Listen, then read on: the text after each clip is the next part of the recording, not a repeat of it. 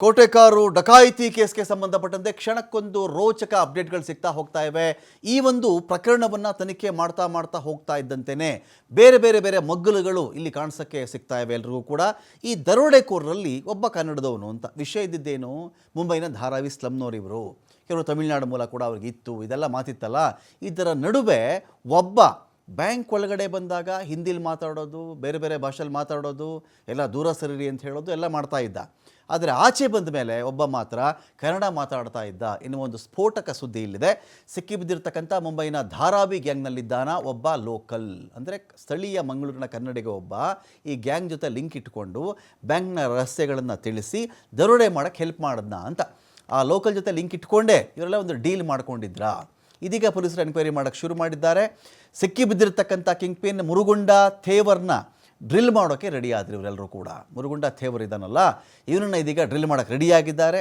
ಸಿಕ್ಕಿಬಿದ್ದಿರುವ 3 ಆರೋಪಿಗಳ ಜೊತೆ ಪ್ರತಿಷ್ಠಿತ ವ್ಯಕ್ತಿ ಕೂಡ ಶಾಮೀಲಾಗಿದ್ದಾನೆ ಅಂತ ಒಂದು ಮಾಹಿತಿ ಇಲ್ಲಿದೆ. ಪ್ರತಿಷ್ಠಿತ ವ್ಯಕ್ತಿ ಕೂಡ ಒಬ್ಬ ಇದರಲ್ಲಿ ಇದ್ದಾನೆ ಅಂತ ಹೇಳಲಾಗ್ತಾ ಇದೆ. ಆ ಏರಿಯಾದ ಪ್ರತಿಷ್ಠಿತ ವ್ಯಕ್ತಿ ಅವನು ಅಂತ. ತಮಿಳುನಾಡಿಂದ ಕರ್ಕೊಂಡು ಬರಬೇಕಾದ್ರೆ ಎಸ್ಕೇಪ್ ಆಗೋಕ್ಕೆ ಟ್ರೈ ಮಾಡಿದ್ರು ಚಾಲಕಿಗಳು. ಆರೋಪಿಗಳಾದ ಮುರುಗುಂಡಿ ಥೇವರ್, ಯೊಸುವ ರಾಜೇಂದ್ರನ್, ಕಣ್ಣನ್ ಮಣಿಯನ್ನು ಕರ್ಕೊಂಡು ಬರ್ತಾ ಇದ್ರು.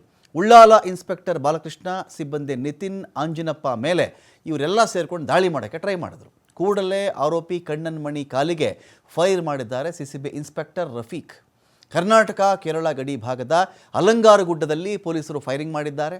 ಸ್ಥಳ ಮಹಜರು ಕರ್ಕೊಂಬರ್ತಾ ಇದ್ರು, ಯಾವ ರೂಟಲ್ಲಿ ಇವೆಲ್ಲ ವಾಪಸ್ ಹೋದರೆ ಹೇಳಿ, ಇದೆಲ್ಲ ಕೇಳ್ತಾ ಇದ್ದ ಟೈಮ್ನಲ್ಲೇ ಎಸ್ಕೇಪ್ ಆಗಿಬಿಡೋಣ ಅಂತ ಟ್ರೈ ಮಾಡ್ತಾರಲ್ಲ, ಕಣ್ಣನ್ ಮಣಿ ಕಾಲಿಗೆ ಗುಂಡಿನ ರುಚಿ ತೋರಿಸಿದ್ರು. ತಿರುನಲ್ವೇಲಿ ಪದ್ಮನೇರಿಯಲ್ಲಿ ಅರೆಸ್ಟ್ ಮಾಡಿ 3 ಕರ್ಕೊಂಡು ಬರ್ತಾಯಿದ್ರು ಪೊಲೀಸರು. KC ರೋಡ್ನ ಕೋಟೆಕಾರು ಬ್ಯಾಂಕ್ಗೆ ಮಹಜರಿಗೆ ಬನ್ನಿ ಅಂತ ಕರ್ಕೊಂಡು ಬರಬೇಕಾದ್ರೆ ಈ ಘಟನೆ ನಡೆದಿದೆ.